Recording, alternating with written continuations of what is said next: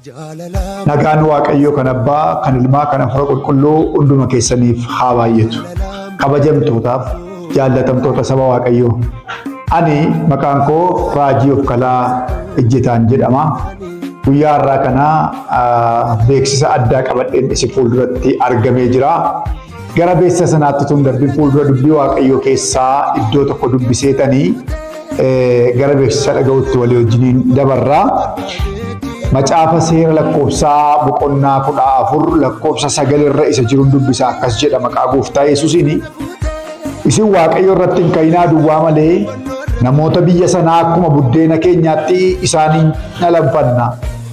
Gaaddisi isaanii isaan irraa sokkeera, nu wajjin garuu Waaqayyotu jira. Kanaaf isaan hin sodaatinaa jedha. Yeroon kun yeroo gaaduudhaaf gara mandaraa biyya itti adeemaa jiran sanatti Iyyaasuun fi Kaaleb warra gaadanii wajjin naqanii deebi'anii jecha isaan dubbatanidha.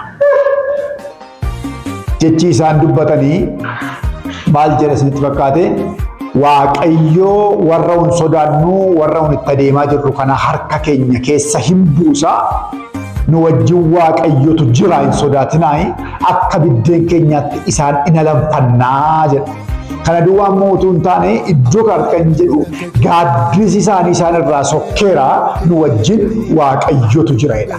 Gaaddisa jechuun simbool, ulfina jechuudha. Nu wajjin Waaqayyotu jira. Egaa gara beeksisa kootti yoon deebi'ee waldaan keenya, waldaan kiristiyaanaa Galata Waaqayyoo addunyaalessaa hundeeffamuu waggaa 4ffaa ishee fulbaana 30 haga onkoloolessa 2 bara 2018 kana jechuun cimaata fuula keenya dura jiru kanarraa kaasee haga sanbata guddaa fuula keenya dura jiru jechuudha. Sagantaa adda ta'e qopheessuudhaan namoota baay'ee afeertee jiru. Namoota duwwaa osoo hin taane waldoota hedduullee afeertee jiru.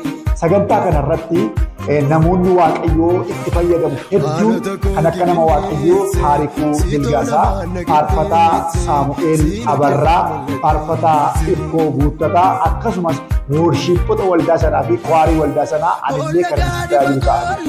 Guyyaa kanarratti wanti Waaqayyo gochuu dadhabu tokkollee akka hin jirre humna Waaqayyotti waan amanneef ayyaanni Waaqayyo wajjin waan jiruufi namoonni rakkoo adda addaa qabdan hundumti keessan dhuftanii hirmaattuu galata kanaa taatanii akka walii wajjin Waaqayyoon galateeffannu jaalala Waaqayyootiin isin beeksisa.